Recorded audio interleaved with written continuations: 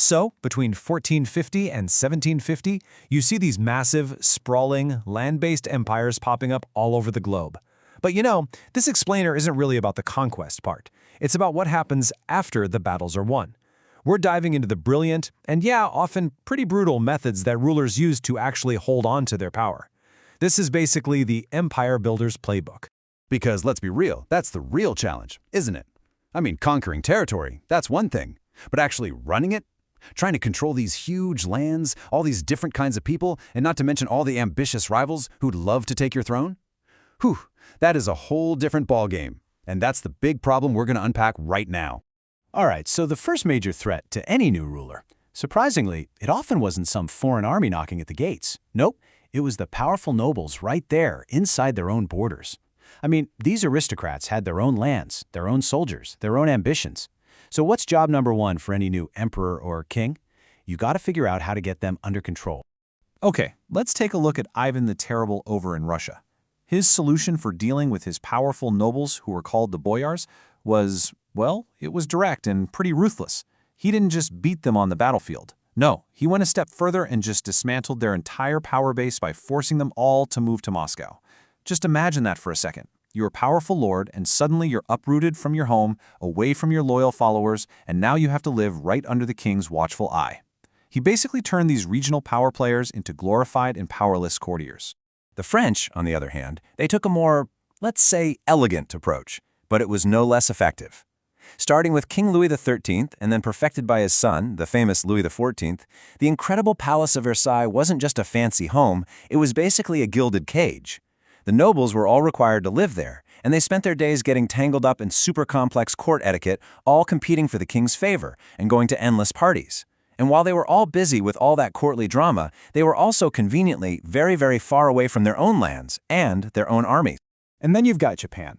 The Tokugawa shogunate came up with a system that was, honestly, chillingly effective for controlling their powerful feudal lords, the daimyos. Here's how it worked. A daimyo could go back and visit his home turf, sure, but his family? They had to live permanently in the capital city, Edo, which is now Tokyo. They were, for all intents and purposes, high-status hostages. This little arrangement made sure that any daimyo would think very, very carefully before even dreaming of challenging the shogun's authority. Okay, so you've got the old nobility under control. Great. But that creates a bit of a power vacuum, right? How do you actually run this huge empire? A ruler can't be everywhere at once. The solution was to build a brand new administrative machine, a bureaucracy filled with people who were loyal not to their own families or their own lands, but loyal directly to the throne. And maybe one of the most remarkable and ruthless examples of this has to be the Ottoman Devshirme system. Here's what they did. The Ottomans would go into the Christian territories they'd conquered in the Balkans and forcibly recruit young boys. These kids were taken from their families, converted to Islam, and then given the absolute best education and training the empire had to offer. So what happened to these boys? Well, the most talented among them became the Janissaries, and these guys were the ultimate loyal force. Think about it. They had no family, no land, no old allegiances to anyone but the state. Their entire identity was tied directly to the Sultan. They became his personal bodyguards and the absolute elite of his army, which created this power structure that was completely 100% dependent on the throne. But, this strategy wasn't just something the Ottomans did. We see similar ideas popping up in other places. In Mughal India, you had officials called zamindars, who were in charge of things like collecting taxes. Over in France, the king sent out his own personal agents, the intendants, to do the exact same thing, totally bypassing the old nobility. So whether you called them janissaries, zamindars, or intendants, the goal was always the same: create a class of administrators whose power flowed directly from the ruler and nobody else. But here's the thing. Military might and a loyal bureaucracy, that's still not enough. An empire needs legitimacy. The people have to actually believe that you have the right to rule them. And this is where the art of soft power comes in. Projecting this image of authority and holiness and just pure grandeur that makes your rules seem, well, inevitable, like it's the way things are supposed to be. And they had a few key ways of doing this. First up, religion. This was huge. In Europe, kings claimed to have a divine right to rule, a mandate that came straight from God. In West Africa, the Songhai Empire helped unify its huge territory by making Islam the official state religion. Then you've got art and architecture, which were basically propaganda.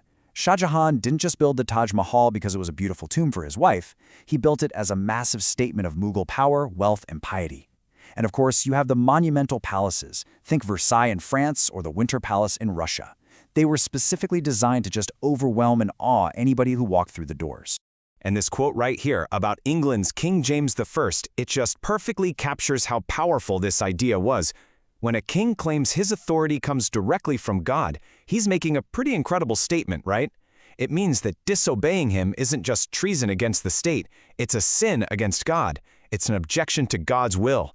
And that became one of the most powerful tools ever for justifying absolute rule. Okay, let's recap.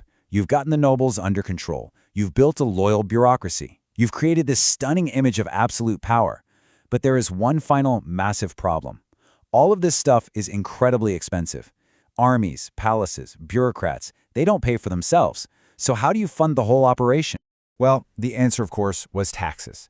But the methods they used really varied. For instance, Russia brought in a head tax. So instead of taxing land, they taxed each individual person, which, as you can imagine, put a crushing burden on the peasants. The Ottomans and the Mughals used something called tax farming. They'd hire private collectors whose whole incentive was to squeeze as much money as they possibly could from the people, which, shocker, often led to a ton of corruption. And then Ming China, they just outsourced the whole job to wealthy families. As you can see, every method came with its own set of risks. And it wasn't just about direct taxes either. There was also tribute. You can basically think of this as protection money. All the peoples they conquered, all the states under their control, they were forced to send a regular flow of money or goods or raw materials straight to the imperial capital. It was a very clear, very constant reminder of who was in charge, and of course, a super important source of cash for the empire's big plan. So, there's no doubt about it. These rulers were incredibly successful at building and consolidating these huge empires. But all their methods, the ruthless centralization, the massive building projects, the constant desperate need for more tax money, all of it came at a really high price. So, let's break down the playbook we've just uncovered. Step 1, centralize all the power by taking it away from anyone who could possibly challenge you. Step 2, build a brand new, loyal bureaucracy to project your power across your lands. And Step 3, fund the whole thing through heavy taxation and tribute. But here's the catch. The very system that was designed to build up the empire often contained the seeds of its own destruction. The huge economic burden on the people, the rampant corruption, the massive overspending, all of that eventually helped cripple giants like the Ottoman and Ming empires. And that kind of leaves us with one last thought. This whole playbook of power we've been talking about, centralizing authority, using a bureaucracy, projecting an image of legitimacy, and of course, finding ways to fund the state, it might all seem like ancient history. But is it really? Take a look around. How do you see these fundamental strategies for building and maintaining power still echoing in the governments and institutions that shape our world right now?